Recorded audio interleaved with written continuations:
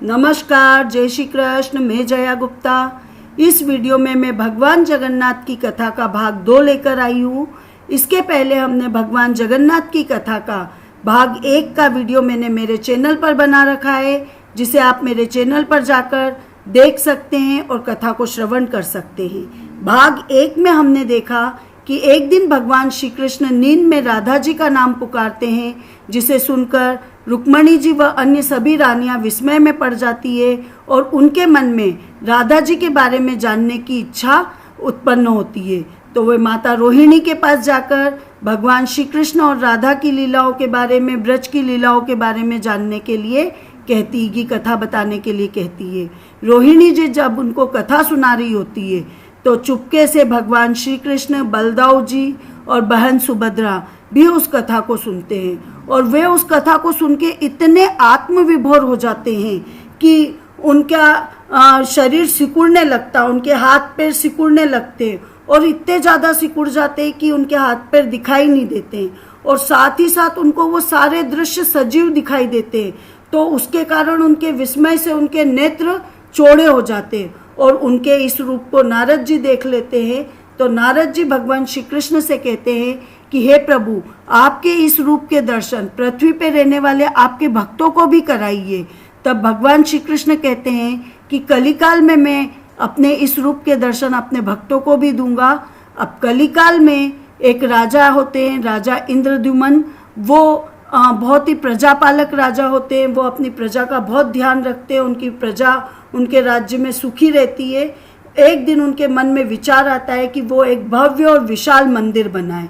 तो वो मंदिर बनाने का विचार उनके मन में आता है, पर उस मंदिर में कौन से देवता का मूर्ति विग्रह वो स्थापित करे, ये वो तय नहीं कर पाते हैं। तो उनको एक स्वप्न दिखाई देता है जिसमें देववाणी कहती है कि आप मंदिर बनाना तो शुरू कीजिए। तो वो मंदिर बनाना शुरू कर देते हैं। मंदिर बन जाता है, तब भी मूर्ति विग्रह कौन सा स्थापित किया जाए वो तय नहीं कर पाते।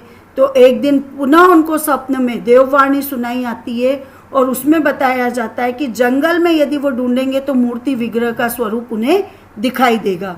तो वो जंगल में मूर्ति विग्रह के स्वरूप को ढूंढने के लिए कुछ लोगों को जंगल में भेज देंगे। पंडित विद्यापति जी भी उन लोगों में शामिल होते हैं।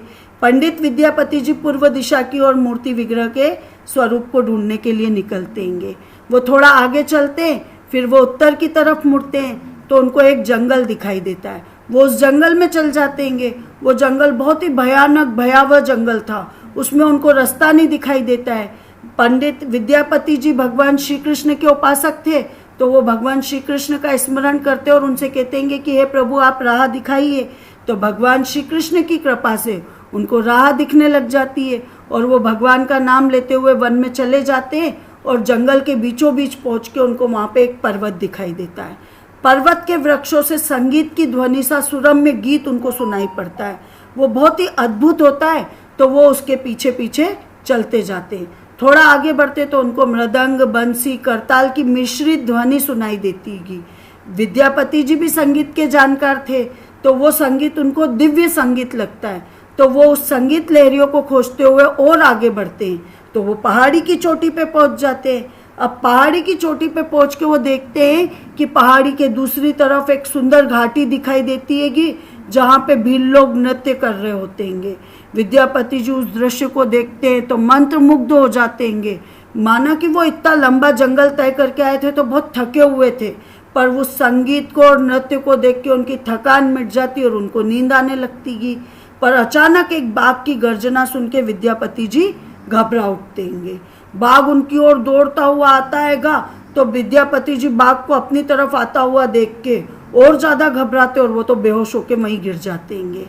अब बाघ विद्यापति जी पे आक्रमण करने वाला होता है कि तभी एक स्त्री बाघ को पुकारती, बाघा। तो बाघ उसकी आवाज़ को सुन के वहीं का वहीं मौन खड़ा हो जाता है। फिर वो स्त्री उस बाघ को लौटने का आदेश देती, तो बाघ लौट के उस स्त्री के पास पहुंच जाता है और जाके उसके पैरों में लौटने लग जाता है। जैसे कोई पालतू बिल्ली अपने मालिक के पैरों में लौटती है और मालिक उसको पुचकारता और वो उसकी पीठ थपथपाता है, ऐसे ही वो बाघ उस युवती के पैरों में लौटने लग जाता और युवती बाघ की पीठ को प्यार से थपथपाती, स्नेह से थपथपाती। वो स्त्री वहाँ पे जितनी भी स्त्रियाँ थी उनमें सबसे सुंदर थी। वो वहाँ के भीलों के राजा विश्वावसु जी की इकलौती पुत्री ललिता थी। ललिता ने जैसे ही विद्यापति जी को अचेत देखा तो अपनी सेविकाओं से कहा कि जाओ उनकी देखभाल करो। तो सेविकाएं वहीं पास में एक झरने से जल लेके जाती है, विद्यापति जी पे जल छिड़कती है, तो विद्यापति जी की अचेत अवस्था खत्म होती है और उनकी चेतना लौटती। जब वो चेतन अवस्था में आ जाते तो वो उनको जल पिलाती है। विद्यापति जी ये सब चीज़ें आश्चर्य से देखते रहते हैं, उनको बहुत आश्चर्य होता हैगा। तो ललिता विद्यापति जी के पास पहुंचती है और पूछती कि आप कौन हो और इस भयानक जानवर से भरे वन में आप कैसे पहुँचे, आपके यहाँ आने का क्या कारण है, आप सब मुझे बताओ ताकि मैं आपकी सहायता कर सकूं। अब विद्यापति जी तो ये सारी चीज़ें देख के अभी भी डर से कपकपाते रहते, उनके मन में से पूरी तरह से डर नहीं निकलता है। तो ललिता इस बात को भाप लेतीगी, तो वो उनको सांत्वना देते हुए कहतीगी कि हे विप्रवर, जब तक आप स्वस्थ महसूस नहीं करें आप मेरे साथ चले, जैसे ही आप स्वस्थ हो जाए तब आप अपने लक्ष्य की ओर प्रस्थान करना। विद्यापति जी ललिता की बात मान लेते हैं और पीछे पीछे उनके साथ उनकी बस्ती में चल जाते हैं। अब विद्यापति जी वहाँ पे बस्ती में जाके ललिता के पिता जो कि भीलों के राजा थे विश्वावसु जी, उनसे मिलते हैं। अब उनको अपना परिचय देते हैं। तो विश्वावसु जी भी विद्यापति जी का परिचय जान के कि बहुत प्रसन्न होते कि इतने बड़े विद्वान प्रकांड पंडित उनके यहाँ पे आए हुए हैं। तो वो उनसे अनुरोध करते हैं कि वो कुछ दिन उनके यहाँ रुके और उनका आतिथ्य स्वीकार करें। तो विद्यापति जी उनकी बात मान लेते हैं और वो वहीं पे अतिथि बन के रुक जाते हैं। अब वो वहाँ रहते हैं तो वो रोज़ भीलों को धर्म और ज्ञान का उपदेश देने लगते हैं। तो उनके उपदेशों को भीलों के साथ साथ विश्वावसु जी ललिता वगैरह सब बड़ी रुचि के साथ सुनते हैं। तो उनके उपदेशों को सुन के और उनके ज्ञान को देख के ललिता के मन में विद्यापति जी के लिए अनुराग पैदा हो जाता हैगा। विद्यापति जी ये बात भाप लेते हैं कि ललिता जैसी सुंदरी उनसे प्रेम करने लग गई हैगी, किंतु विद्यापति जी को तो पता था कि वो एक बहुत ही बड़े लक्ष्य के लिए, बड़े कार्य के लिए निकले अपने राज्य से, तो वो किसी से प्रेम नहीं कर सकते हैं। पर अचानक एक दिन विद्यापति जी बीमार हो जाते हैं। तो ललिता उनकी सेवा शुश्रूषा करती हैगी, उनकी तीमारदारी करती हैगी। तो उनकी उसके मन के इन भावों को देख के विद्यापति जी के मन में भी ललिता के प्रति प्रेम भाव पैदा हो जाते हैं। विश्वावसु जी जब दोनों को देखते हैं तो वो विद्यापति जी से कहते हैं कि वो ललिता से विवाह कर ले। विद्यापति जी भी उस प्रस्ताव को स्वीकार कर लेते और दोनों का विवाह हो जाता हैगा। अब कुछ दिन तो दोनों के बहुत सुखमय बीतते हैं क्योंकि ललिता से विवाह करके विद्यापति जी भी बहुत खुश थे। ललिता बहुत सुंदरी तो थी, साहस थी, वो बहुत ही साहसी और निडर महिला भी थी, तो जिसके कारण उनको विद्यापति जी को भी उसका साथ बहुत अच्छा लगता था। परंतु उनके मन में रोज एक चिंता सताती थी कि मैं जिस कार्य के लिए निकला था वो कार्य तो अभी भी अधूरा है, वो महत्वपूर्ण कार्य तो मैं अभी भी पूरा नहीं कर पाया। पर इसी बीच विद्यापति जी जब वहाँ रहते हैं तो वो एक बात पता चलती है उनको, विशेष बात, कि विश्वावसु जी रोज सवेरे ब्रह्म मुहूर्त में उठ के कहीं जाते और सूर्योदय के बाद ही वो लौटते, चाहे कितनी विकट परिस्थिति हो, परंतु विश्वावसु जी का ये नियम नहीं टूटता हैगा। तो विश्वावसु जी के इस नियम को जान के विद्यापति जी को बहुत आश्चर्य होता है। उनके मन में इस रहस्य को जानने की इच्छा होती कि विश्वावसु जी जाते कहाँ हैं। तो एक दिन वो विद्यापति जी ललिता से इस संबंध में पूछते हैं, तो ललिता ये सब सुन के सहम जाती, डर जाती हैगी। तो विद्यापति जी उससे बार बार पूछते हैं कि उसके पिताजी रोज सवेरे ब्रह्म मुहूर्त में कहाँ जाते हैं और सूर्योदय के पश्चात आते हैं, ये क्या रहस्य है। तो विश्वावसु जी का ये नियम किसी भी हाल में नहीं टूटता था, चाहे कैसी परिस्थिति हो, चाहे कितनी ठंड हो, बारिश हो या विश्वावसु जी बीमार हो, परंतु वो नियम को कभी नहीं तोड़ते थे। तो इसके कारण उनके मन में, विद्यापति जी के मन में भी ज़्यादा उत्कंठा जागृत हो जाती कि ऐसा क्या है कि विश्वावसु जी इस नियम को नहीं तोड़तेंगे। अब वो ललिता से पूछते तो ललिता के सामने धर्म संकट आ जाता है कि पति को कैसे जवाब नहीं दे, पति को कैसे नहीं बताए, पति कुछ पूछ रहा है तो, परंतु वंश की परंपरा को भी कैसे तोड़े, तो वो समझ नहीं पाती वो क्या करे। उसके सामने बहुत बड़ा धर्म संकट खड़ा हो जाता है।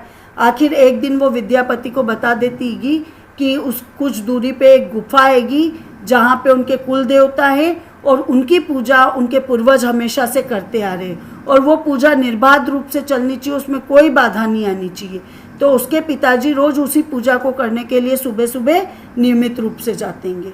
तो विद्यापति जी जब ये बात सुनते हैं तो वो ललिता से कहते कि मुझे भी उन कुल देवता के दर्शन करना है।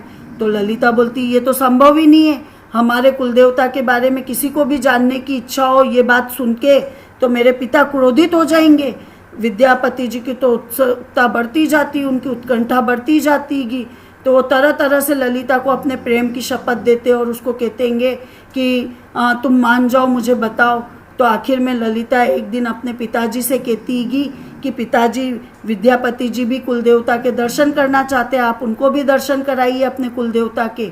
तो पिताजी जो होते हैं विश्वासु, वो ये सुन के और क्रोधित हो जाते हैं। ललिता जब फिर उनको समझाती कि मैं तो आपकी अकेली संतान हूँ, आपके बाद तो देवता के पूजा का दायित्व तो मेरा ही बनेगा, तो ये अधिकार मेरे पति का ही रहेगा, तो आगे भी तो पूजा उनको ही करनी है, तो आप उनके दर्शन उनको क्यों नहीं करा रहे हो। तो विश्वावसु जी इस तर्क के आगे झुक जाते हैं और वो बोलते हैं कि गुफा का दर्शन किसी को तभी कराया जा सकता है जब वो भगवान की पूजा का दायित्व अपने हाथ में ले। तो विद्यापति जी ये दायित्व लेने को तैयार हो जाते हैं। तो विश्वावसु जी भी देवता के दर्शन कराने के लिए राजी हो जाते हैं। अब दूसरे दिन सूर्योदय से पहले विद्यापति जी की आंखों पे पट्टी बांध के विश्वावसु जी उनका दाहिना हाथ पकड़ के उनको लेके गुफा की तरफ जाते हैं। विद्यापति जी जब उनके साथ जाते हैं तो वो मुट्ठी में सरसों रख लेते हैं और वो जैसे जैसे जाते हैं तो वो रास्ते में सरसों के एक एक दाने गिराते हुए जाते हैं। अब जैसे ही गुफा के पास पहुंचते हैं और विश्वावसु जी वहाँ रुकते हैं कि तो विद्यापति जी को पता लग जाता है कि गुफा के पास पहुंच गए। अब विश्वावसु जी विद्यापति के आंखों की काली पट्टी खोल देते हैं तो वहां पे वो देखते हैं कि नीला प्रकाश चमक रहा होता है गुफा के अंदर।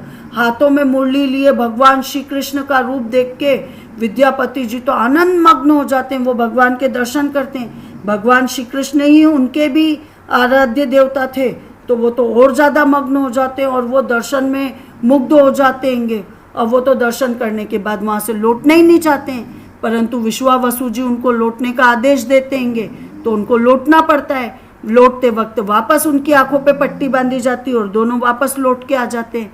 अब लौटने पे ललिता विद्यापति जी से पूछती है कि आपने कौन से देवता के दर्शन किए।